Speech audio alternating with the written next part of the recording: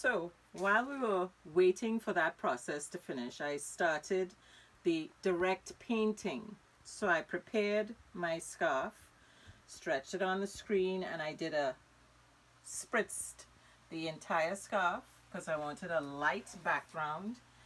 And doing this background helps to create a natural paper, paint to paper feel, in that when I spread the paint on this surface, this prepared surface, it won't bleed as much as if it were the straight virgin fabric.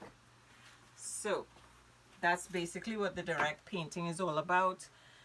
I will begin with the first color, and of course, as usual, you have an idea as to where you're putting your color and what you're painting.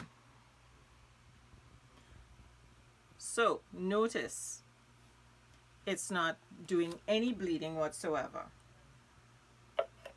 That's the reason for that light wash in the background.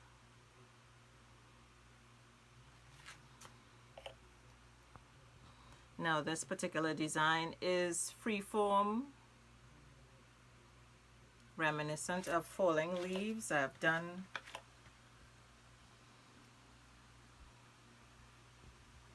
one of these before using the Gutter technique.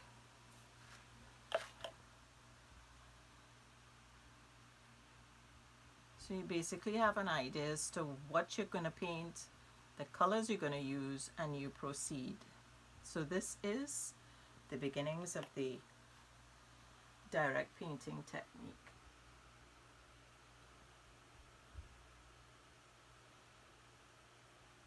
So once you start working and you're on a roll, sometimes you can prep your scarves the day before, the night before, so that you just start working. You actually can work on 2 scarves at a time.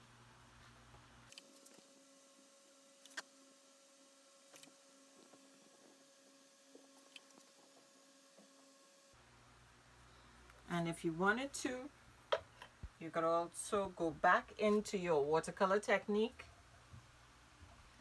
and add direct painting for accents if you wanted to. I've done this in the past, but that piece may very well stay as a straight watercolor technique.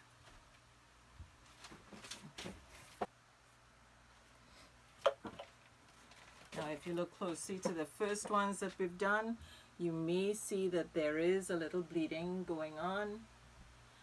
Sometimes that occurs because there's just too much paint in that particular spot.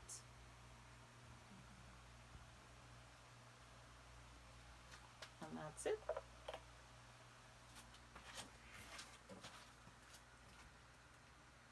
So here we are. This is the end of the process. I went back in once these initial motifs were dry and did line work.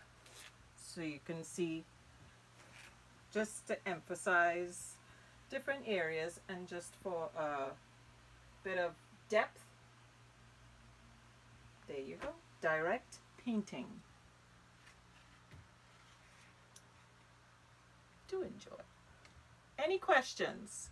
Don't forget to email me at Clara@claradesigns.com. Thank you.